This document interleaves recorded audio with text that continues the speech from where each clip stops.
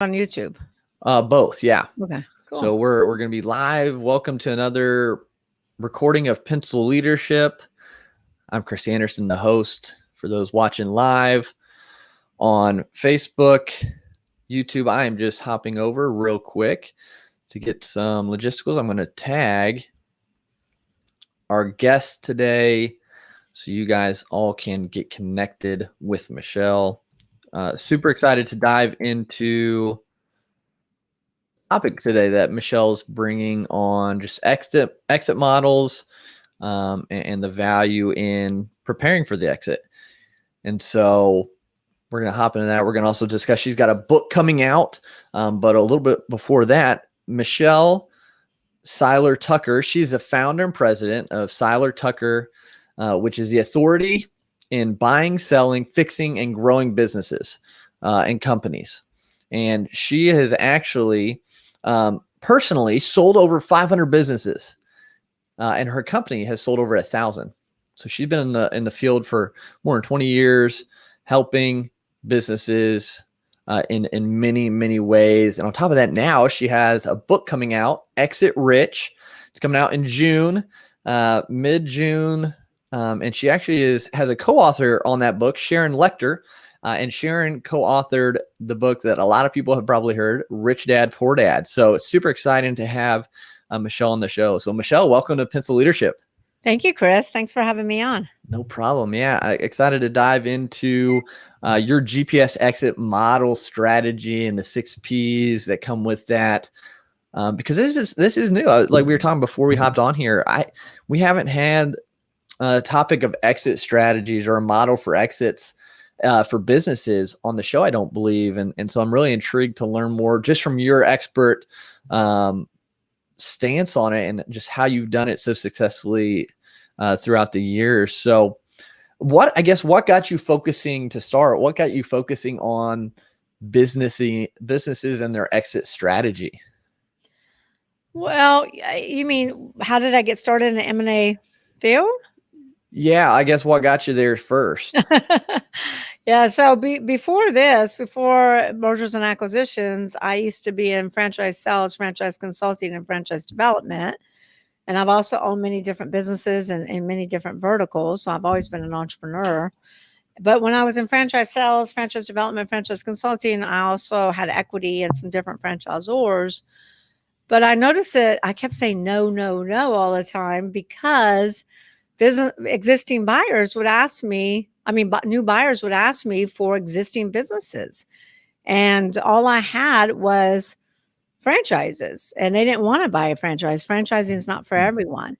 So one day I just kind of woke up, Chris, and said, my gosh, why do I keep saying no? I should be saying yes, law of attraction. Right. And that's when I really decided to start my M&A firm so that I could kind of have a one-stop shop. I could still do franchising, franchise sales, consulting, development, but I could also sell businesses.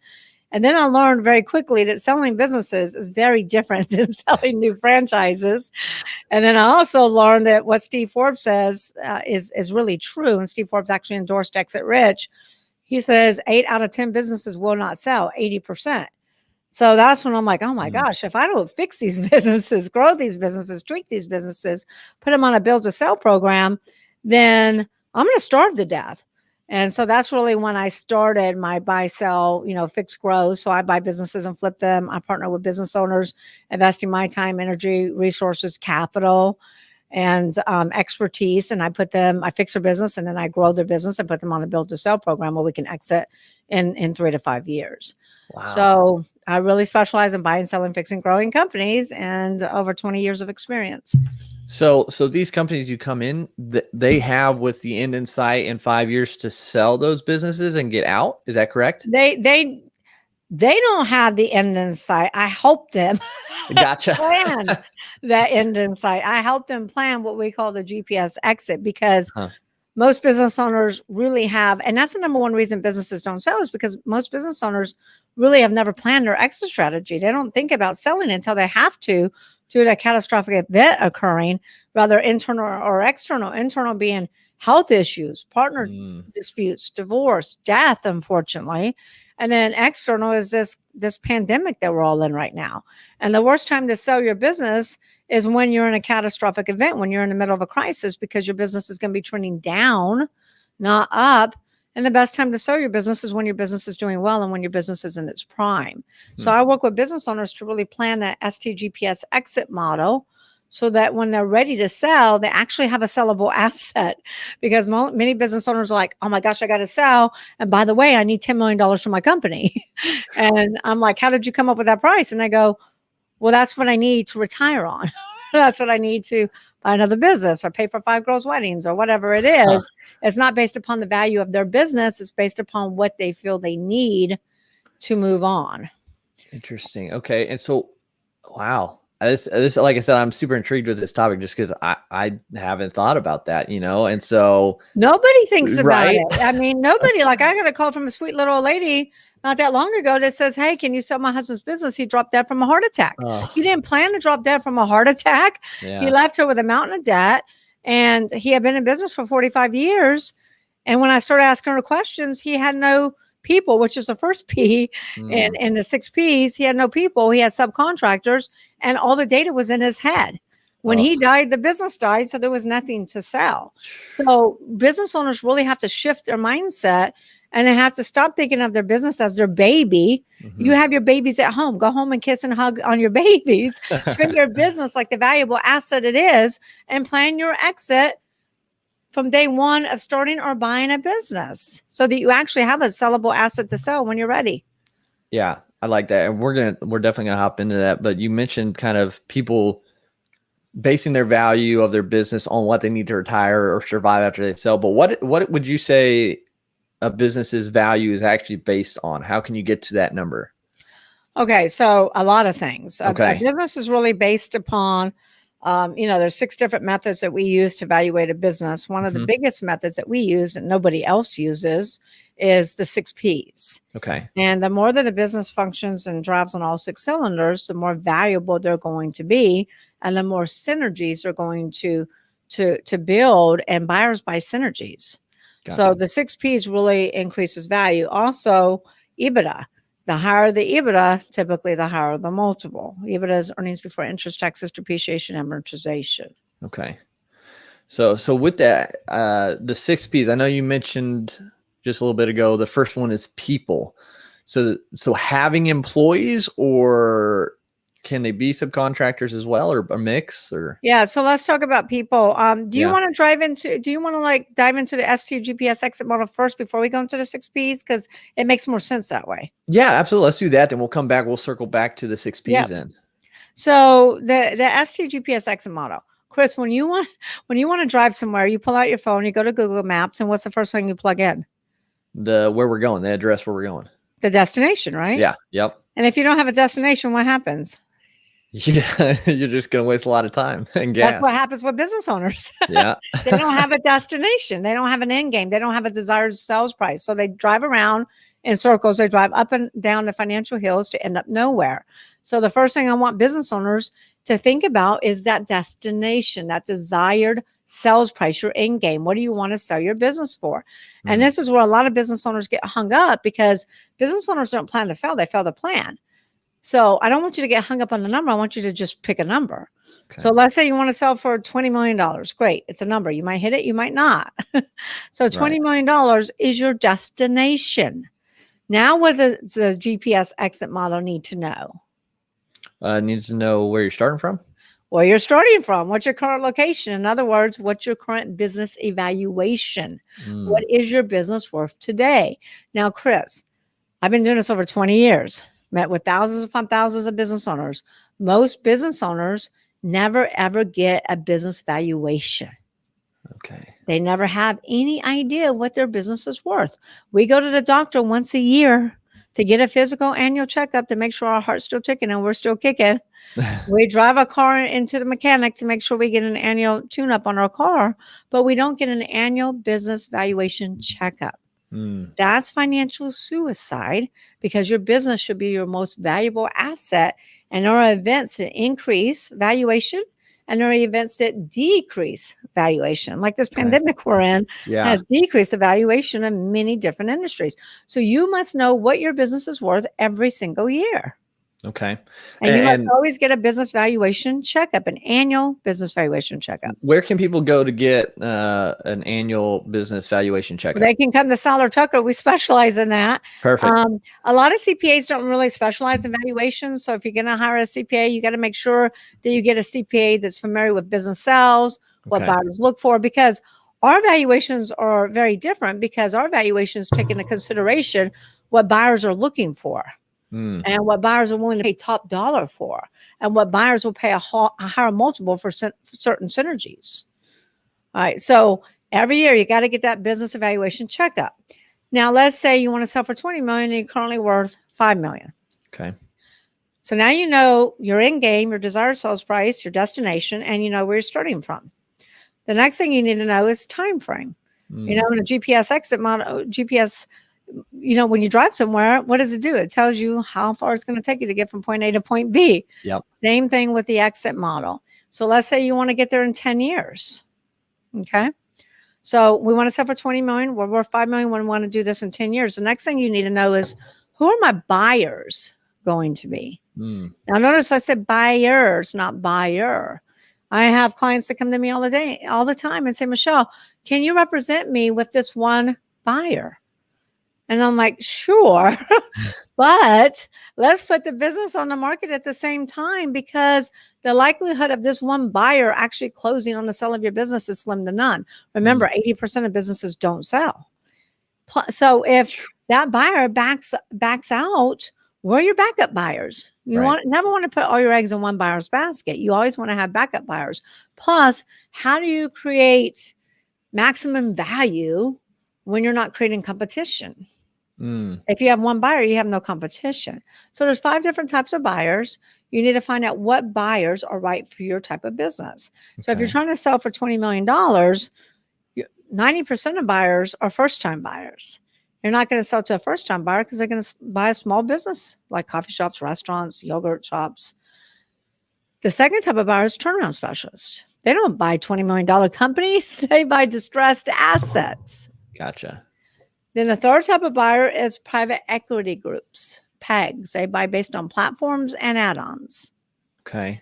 A platform, I'll just give you a quick example. Yeah. Let's say they want to be in the food manufacturing space, and they're not in the food manufacturing space now. That's called a platform. They won't even consider a company unless it has at least $3 to $5 million in EBITDA. EBITDA means earnings before interest, taxes, depreciation, and amortization. An add-on is, let's say they already have a food manufacturing platform and are looking for smaller companies as an add-on so they can grow through acquisitions. Then they'll look at add-on companies under $1 million in EBITDA. And then the fourth type of buyer is competitors/strategics. They typically pay the highest multiple for synergies, especially strategics, because they're buying synergies that can help catapult their current business to the next level. And they look to see how they can take advantage of economies of scale and how they can cut operation cost. Meaning, if I have a manufacturing company for sale that has a distribution center, and that distribution center is costing the company $5 million a year, and this buyer is manufacturing and they have distribution all over the United States, the first thing they're going to do is cut the distribution and cut $5 million a year, which increases their EBITDA from day one of buying the business. And then you have the last type of buyer, which are sophisticated entrepreneurs. They're industry agnostic. They chase EBITDA, cash flow. Okay, so that's your 5 types of buyers. So it's almost kind of like you have to, like when you're doing a business, figure out who your target market is. Same when you're selling, like who's your target buyer. You couldn't have said that better. Thank you so much. No problem. Because that's what I always say. You know, when you go into business, you figure out, okay, this is my widget. Who is the target market to buy my widget? Okay. You know, and then you build to meet that specific client's needs. Same thing with your business. Yeah. And so the next thing you need to do is you need to reverse engineer your plan, and figure out, okay, where's my financials need to be? If I want to sell for $20 million and I'm worth 5 today, where's my gross revenues need to end up? My cost of goods. my EBITDA. Where does the EBITDA need to be? The EBITDA, if you're going to sell for $20 million, you need to have between $4 to $5 million in EBITDA. Okay. Wow. Okay. And then you need to figure out, what are the buyers looking for? Like you just said a minute ago. Yeah. And then build your business to meet their specific criteria so that you can maximize value. And then the last step in the GPS exit model is my why. Why do I want to sell a business for $20 million? Chris, if it was easy, every single person would be selling a business for $20 million. It's not easy. Right. So you need to have a powerful why to keep you in the game, to keep you motivated, to keep you weathering all these financial storms that are going to come our way. And so that's really the GPS exit model. But do you see how this is a step-by-step blueprint? Yeah. To help build your exit strategy, and think about it from the beginning versus thinking about it when you're burnt out, you're tired, and you're ready to sell. Yeah. Part of the journey is the end, right? And so having a plan to get there. Right. And you can tweak your plan along the way. It doesn't have to be set in stone, but you just got to start somewhere. Absolutely. And that's really interesting to have that mindset just with. It's all about mindset. It's all about mindset, right? It's like 90% mindset. So is there skill? Is there like a marketplace that people go to just looking to buy businesses, or is it like just word of mouth networking mostly? It depends on the size of business. If you're selling small businesses like restaurants and coffee shops and laundromats and dry cleaners and things of that nature, yes, there's lots of different sites. And even for maybe low middle market, there's lots of different sites like BizBuySell, BizQuest, businessbrokers.net. There's lots of different sites. When we're selling businesses that are 50, 60, 70 million dollars and up, not so much. We don't really use those sites. We use other larger type sites. Plus, we already have 28,000 buyers, 5 of the different types of buyers in our database. So we market to our own database first and foremost, and then we post strategic list. Yeah. So when you sell a business, does the transition there, so if that business so basically, is it just like the C-suite level people change, or just the owner founder of the business changes, or does everything get overhauled? Do you keep the employees, or I guess that's what I'm curious about. You keep most business owners want to keep the employees. I mean, buyers do not want to buy a business without employees, which brings us into our very first P, people. That makes sense.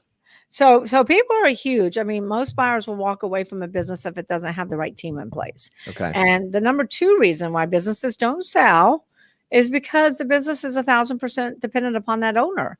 I take that owner out of the business, there is no business. I had a dentist that called me. He's been in business for 50 years. 1 dentist, 3 dental hygienists, and the 3 dental hygienists are his family members. And I said to him, we can sell your business, but the sales price is going to be tied to or connected with how long you're willing to stay with the business. So if you're willing to stay 2 to 3 years, then it's going to be structured as seller financing or as earnout or something like that. I said, but you have to stay. And he goes, well, Michelle, I'm not staying. I'm burned out. And I said, well, if you're not staying, then the patients won't stay. So it's up to you. And that's what we're trying to prevent. We're trying to prevent burnout. We're trying to get the businesses sold for business owners before the owner burns out and just says, I can't do this anymore. Because when that's the case, then you really have nothing to sell. Like in the case of the construction gentleman who dropped dead of a heart attack. So people is number 1. And the biggest issue that I find with entrepreneurs is they think that they have to control everything. They're control freaks and they want to do everything themselves. And the problem is, in order to grow, you must let go of the control. So you have to focus on your strengths, hire your weaknesses, and put the right people in the right seats. You don't build a business, Chris. You build people, and people build the business. So you have to have the right people in the right seats, and you have to ask the who question.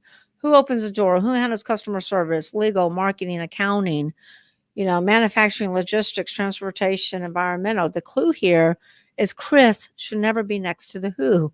So every listener right now should sit down and get a pen and write down every who in your business and write a name next to it. And it should never be you, because you cannot build a sustainable, scalable business with you. Okay. So what do you say to people who are starting out, who maybe don't have the budget to hire and bring people on their team? What's kind of your first thing to get those people? So everybody's got to start somewhere, right? And so there's lots of things that you can do. You can get 1099s. Okay. And you can pay them, you can part-time, you can pay them per hour. And those You are for can- contractors, correct? For Yeah, those who don't know. 1099 for Okay. contractors, depending upon if you're in a construction business or what type of plumbing business or what type of business you're in. You might have subcontractors like the construction company did. But you can definitely start out with 1099s, number one. Number two, interns. And interns are great. I mean, because think about it. What do they really learn in school? I hope the professors are not listening. Right. But I mean, they learn theory in school, but they don't learn tactical. Yep. So I'm lucky because I'm in between 4 different colleges, and we have a wait list for analyst and marketing positions. And everyone that's ever done an internship here has said, Michelle, I've learned more here than anywhere else, and learned more here than I've ever learned in college. Yeah. So interns. Okay. You can get interns, and interns can be unpaid interns. They can move to paid interns. We even have interns that move into permanent positions. Because we like to train them the right way. We like to grow them up. Yeah. And so interns is perfect, but you got to start with people. You got to have people in your organization, because if you don't have an assistant, you are the assistant. Yep. And if you're trying to sell for $20 million, obviously you're going to have the money to hire people then, but you got to also make sure you have that layer of management in place.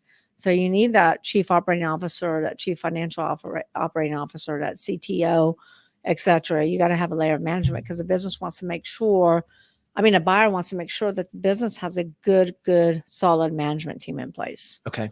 No, that's great information. It's good to, it's starting out, like I'm still early on in the journey. And so like thinking of these things, and like as bringing on more people and building that team, it's an exciting thing for me. But yeah, that kind of supports the end goal of like, if I ever do want to sell this or need to sell this, like having that team in place is so important. And you should not I'm going to correct your mindset right there. Okay, perfect. Do it.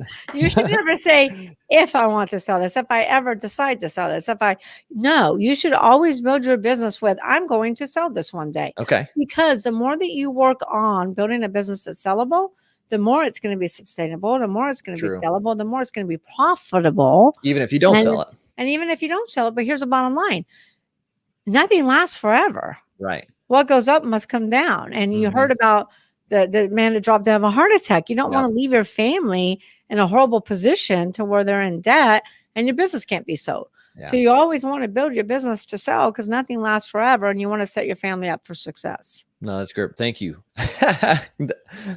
When I do sell. Yeah. So building it to sell. That's good. So because this is your retirement fund. This could be your nest egg, or this could be a great stepping stone for you, because you're young. A lot of young entrepreneurs want to go out there and create their next masterpiece. That's a good point.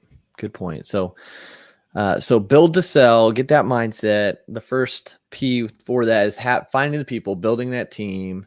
So what's the second P? I know there's 6, right? There's 6. And the second P is product. Product. Okay. So product is huge. Really, really big. Product. People, I would say people is the most challenging P of all. Okay. Because it's very difficult to get the right people in the right seats and keep them trained up and keep them motivated and keep them in place. And people is the hardest P. Product. So product is your industry, your product, your service. You need to ask yourself, is my product on the way up or on the way out? Is my industry product thriving or dying? Do I have an Amazon and I'm in my prime at the top of my game? Or do I have a Blockbuster and I'm about to go bust? Right. And unfortunately, a lot of industries that were once thriving are now dying. And let me just give you a little bit of education before I dive deeper into this piece. So when I wrote my very first book, Sell Your Business for More Than It's Worth, in 2013, I did the research and learned that 95% of all startups will go out of business, right? The first 1 to 5 years is the most risky. You know that. Everybody knows that. That's common knowledge. But here's what y'all don't know. When I wrote Exit Rich in 2019 and 2020 with Sharon Lechter, I did the exact same research. And I learned that the business landscape has flip-flopped. It's changed dramatically. And that's before this pandemic. Yeah. So now only 30% of startups will go out of business.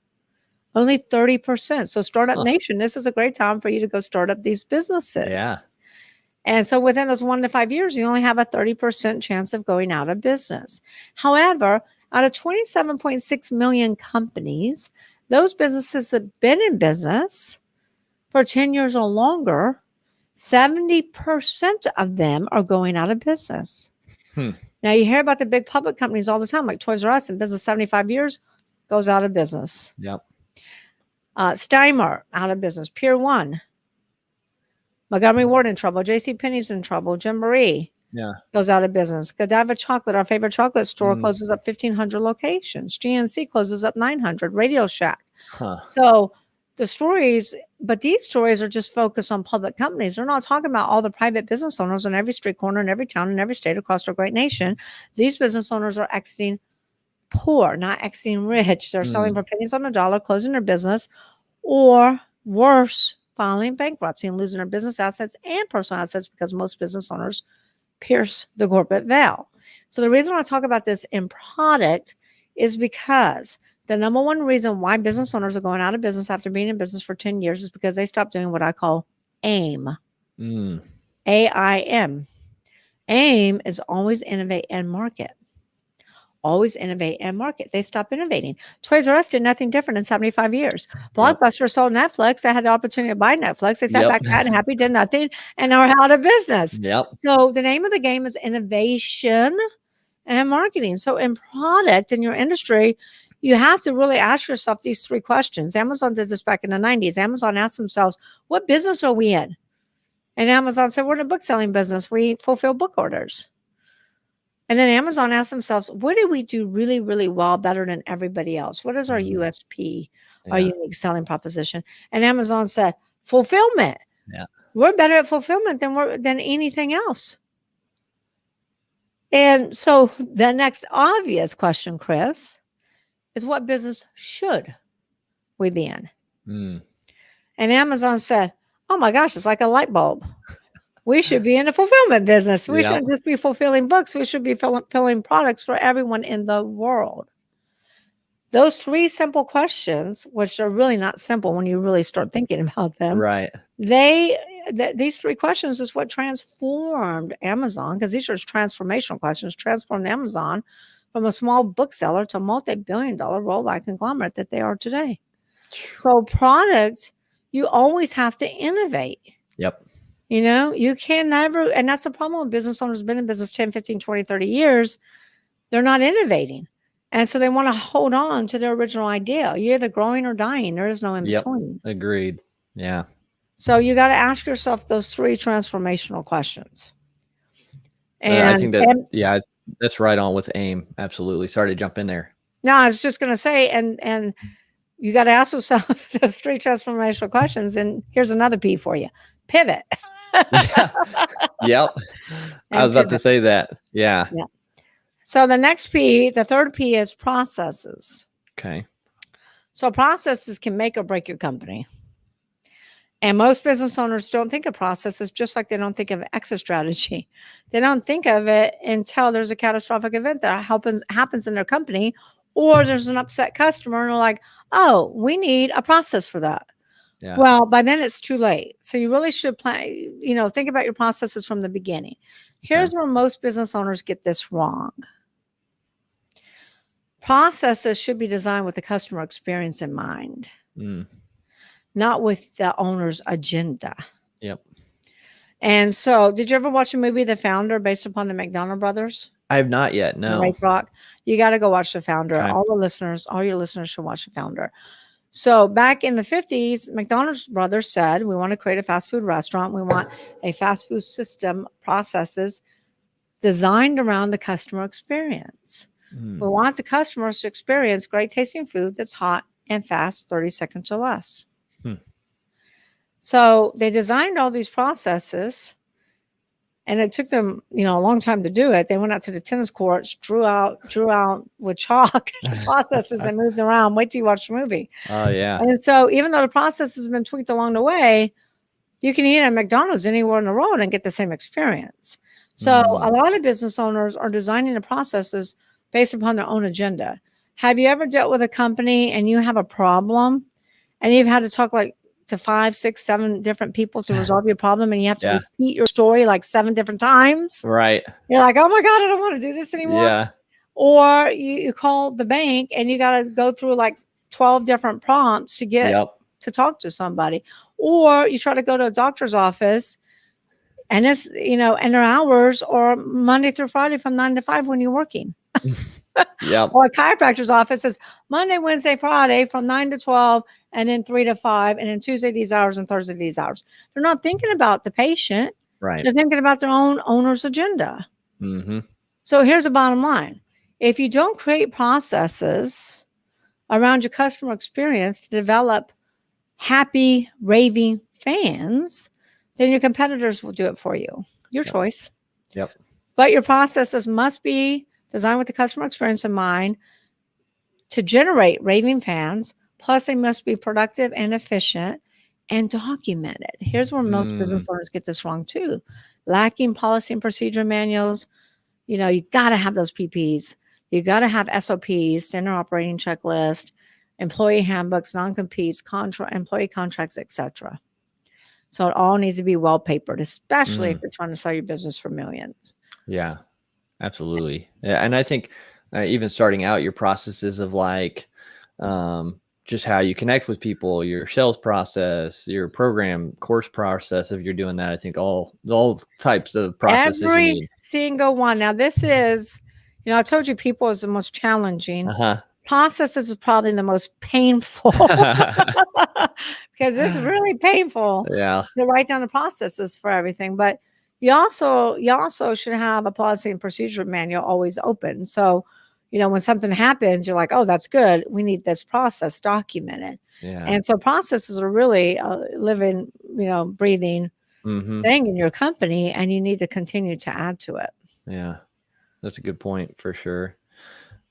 I think, and it's duplicatable. It helps you be able to duplicate things. Like you said, McDonald's, you get the same experience everywhere because they can give those processes to those new franchise owners there, and they can just follow the prompts, so. And McDonald's can also replace somebody and within 30 minutes have somebody retrained right there at the front because their SOP checklist. I mean, it's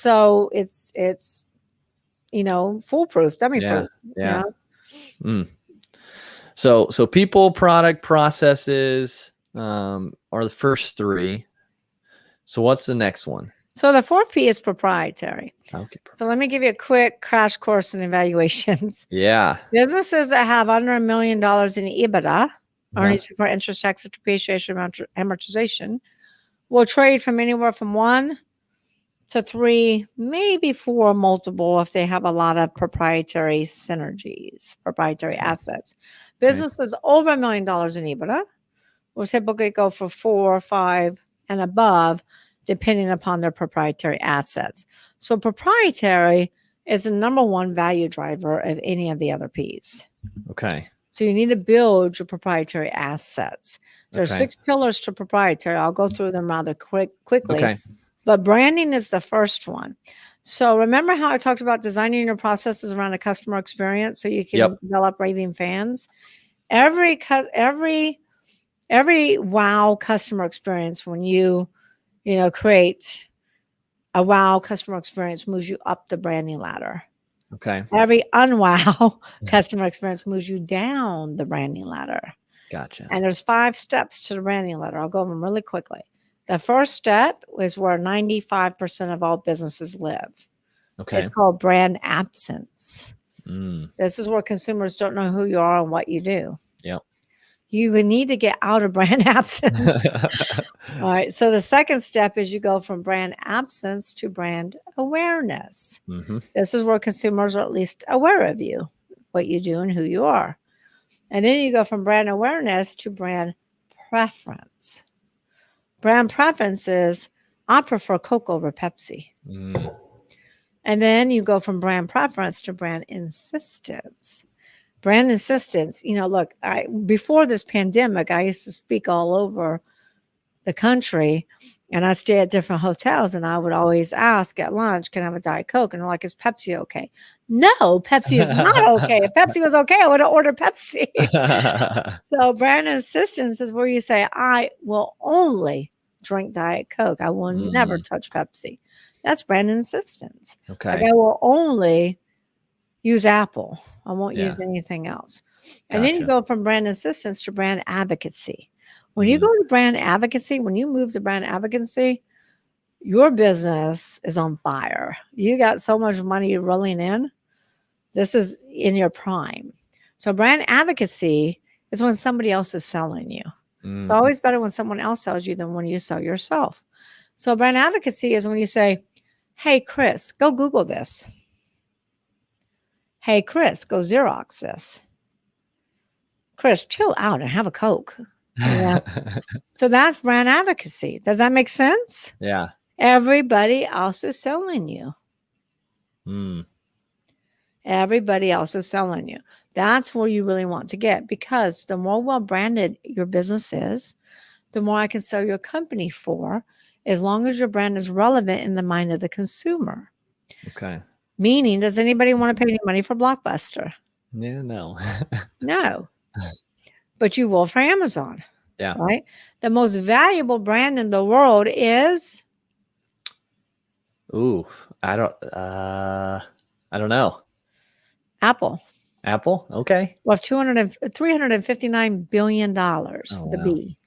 And that's before EBITDA, cash flow. That's before inventory, real estate, furniture, fixtures, equipment, assets, AR, etc. That's just a brand alone, $359 billion. So build your brand. Yeah. And the other thing that's very valuable under proprietary assets is trademarks. Trademark your company name, your slogan, your logo, your podcast. I trademarked Exit Rich. I'm shocked I was able to get it. And I'm not just talking about a state trademark. This is where most business owners get it wrong. Most business owners go set up a business in Texas and they go get an LLC for Texas, but they never a trademark in Texas, but they never check the federal database to make sure that's available. They'll go to GoDaddy and say, yes, I got the domain. Now I'm going to go get the local trademark, but they never check the federal database to make sure it's available. I've worked with business owners for decades where I've seen them receive cease and desist letters where they have to stop using that company name. They hire an attorney, they throw a bunch of money at it, and they lose. And then you have to start the branding process all over again. So spend the $1,500 to $2,000 and get a federal trademark. And then that's not just for like your USPs, your company name and stuff. That's also for products, Chris. We have a business that we're selling right now in the $60 million range. And they have 12 different products, and each product has a federal trademark. And each product is exclusive to Walmart. One's exclusive to Target. One's exclusive to TJ Maxx. This is extremely valuable. Strategics and competitors will pay more money for this. Yeah. Same thing with patents. If you've ever watched Shark Tank, every single investor asks every single investor, do you have a patent on that? Do you have a patent pending? Do you have a utility patent? In fact, their offer is contingent upon that patent, right? Contracts are extremely valuable. Manufacturing contracts, distribution, vendor contracts. Contracts that have exclusivity. Franchisor that has franchisees. The most valuable contracts of all are client contracts, because buyers want to know they're buying a business that has revenue coming in. Yep. Especially those contracts that have a subscription model. They have recurring revenue. Buyers will pay more money for that. Now, here's a caveat with contracts. Out of the thousands of businesses that we've done evaluations on, that we've worked with, that we've sold, I've never come across a business owner that has a 2-sentence transferability clause that says this contract is transferable on a new entity. So 99% of all sales in the U.S. are asset sales, not stock sales. So if the buyer doesn't agree to a stock sale and the clients don't agree to consent to transfer, your whole deal could fall apart. Or worse, there was an M&A firm that sold to a private equity group. The private equity group had their due diligence team do due diligence, but nobody looked at the contracts. They have 1,500 franchisees. So the private equity group threw this whole celebratory party for the franchisees. The franchisees didn't like the private equity group, so they decided not to transfer. None of the contracts were transferable. One firm transferred over. The rest did not. The private equity group filed bankruptcy within 90 days. Yikes. So they sued their entire legal team and won. Wow. So then the other proprietary asset that will bring you a lot of money if you do it right is databases. Mm. If you continue to nourish your clients in your database, and they can be retargeted and repurposed, you can sell that for a lot of money. Facebook paid $19 billion for WhatsApp. And WhatsApp were they making money? No, they were Yeah. hemorrhaging, but they had Yeah. a synergy. They had 1 billion users, and Facebook knew they could monetize an ROI on that. So databases can be huge. That's what we're talking about right now, are Gotcha. synergies. And then celebrity endorsements. Mm. Cindy Crawford is a spokesperson for Rooms to Go. You don't see her endorsing any other furniture line because she will lose credibility. Jennifer Aniston is the it girl for Aveeno. Mm-hmm. She only endorses one skincare. Oprah, we have a client who has her products in front of Oprah Winfrey. Strategic competitors will pay a lot of money for that because they want to get their products in front of the queen of everything. Yeah. Absolutely. And then same thing with radio personalities like Glenn Beck, Kid Craddock Show, all these different radio personalities. They can only endorse one diet company, one skincare company, one educational platform, because otherwise they lose credibility. And then e-commerce businesses, for any of my e-commerce businesses, they can get on the first page of Etsy, Wayfair, Modern, Amazon, eBay, those top positions. That's prime real estate that strategics will pay a lot of money for because it's hard to get those positions. Absolutely. That makes a lot of sense. So that's your proprietary. You build up proprietary, you build your value. Definitely. I think with that, you've got to really, if you're not thinking about selling, then you're going to, I think, miss a lot of these along the way to implement. And then when you get there, it's going to be like, well, crap. It's going to be too late. Yeah. Oh, crap. Yeah. Yeah. Yeah. And that's why so many businesses are selling for pennies on the dollar, closing their doors, or filing bankruptcy because they don't think about this stuff. Yeah. And so that's why I wrote Exit Rich, Awesome.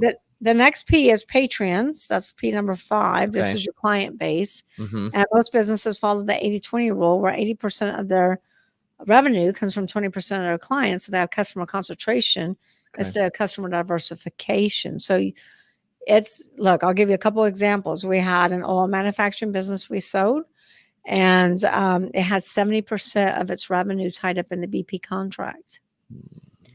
So there was nothing we could do about that. We just had to search for that buyer in a haystack, We ended up having 550 buyers interested. We narrowed it down to 12, got 12 letter of intent, but every single letter of intent had a caveat in there where they were structuring the deal to the BP contract. So if they lost BP, then they would lose the biggest piece of the purchase price. Yeah. And so we found one buyer that was a strategic / competitor, and they had been trying to get in BP for years and can never get their feet in the door. So they said, look, we want this company. We want to outbid everybody else, because they knew that if they're already in BP, they could get their other products and services in there. So it could catapult their other business to the next level. So this business appraised for $9.8 million for 100%. They outbidded everybody and offered $15 million for 70%. Which was 126% more than the appraised price. And they ended up buying the business. Wow. So that doesn't always happen, which is why I want clients to try to focus. We had another company, a marketing and advertising firm, and they had 5 clients, only 5, and we were selling them between 10 and 15 million, and they lost 2 accounts, 2 clients. Now, the reason they only have 5 is because they have 5 of the biggest casinos. Okay. But they lost 2 casinos during the sales process. They dropped half revenue, half EBITDA, more than half of EBITDA, and they still had to keep the talent on to service the other 3 casinos. So they were not sellable anymore. We ended up merging them with another media company. Gotcha. Okay. So build that client base. Yes, you diversify. And then if you've been in business, Chris, if a business has been in business for 20, 30, 40 years, your clients are probably aging out. True. So you have to start replacing your clients with, generation. So instead of baby boomers, Generation X, millennials, etc. But millennials don't buy the same way that baby boomers do. Right. So you have to appeal to that generation. And I always say, whoever makes it easier for the consumer to do business with your company is the one who's going to win. Amazon is winning because you can practically buy anything on Amazon and have it delivered to your house within 2 days. You can practically buy a horse on Amazon. Right. And so you got to make it easy for the consumer. You got to find out, what do you need? What do you want? How can I make it easier for you to do business with us? Gotcha. Okay. That makes sense. And so the last P, the most important P to all entrepreneurs, is profits. Yep. And everybody's like, Michelle, why do you put profits last? Well, the reason I put profits last is because lack of profits is never the problem. Okay. Lack of profits is never the problem. I have people that come to me all the time and say, Michelle, I have a profits problem. I'm like, no, you have a people problem. No, you have a process problem. It's a symptom of not running or operating on one of the other 5 Ps. If you don't have the right people in place, you're going to have a profits problem. If your product industry is dying and not in demand, you're going to have lack of profits. If your processes are not designed with the customer experience in mind and upsetting customers, you're going to lose market share. You're going to lose profits. Same thing with proprietary. If you haven't protected your IP, it's going to cost you money. Yeah. And it's going to decrease your profits. Okay. So profits stem from everything else. Yes. Okay. Yeah. So if you're running all 5 cylinders, you'll be profitable. You'll be profitable. Okay. Yeah. And then the other big thing too is embezzlement. I was just talking on a podcast yesterday, and he's like, Michelle, I went through this horrible embezzlement, $1.5 million. The guy was his partner.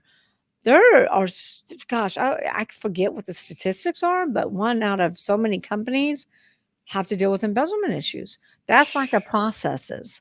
You got to make sure you have processes in there to trust but verify, inspect what you expect, and make sure that you have checks and balances in place so you're not getting ripped off. Wow. Yeah, that would be. It's like, I forget, I think it was Grant Cardone said, when you get to new levels, there's new devils. So like, as you're growing and as you're improving, like, you got to worry and you got to kind of plan and be strategic about all these things, because new things can happen and show up. Joyce Meyer says that too. Okay. I can't remember who I said, but yeah, I've heard that before. Devils, yeah. Which is true. Because it's not what we know that gets us in trouble. It's what we don't know. Yep. Absolutely. And this is a great, the 6 Ps, your exit model, so much valuable information, just what we've went over here and what you shared with us. And so thank you for that. It just changes kind of the thought process of in my mind right now, where I am with business and what I need to kind of shift and start implementing.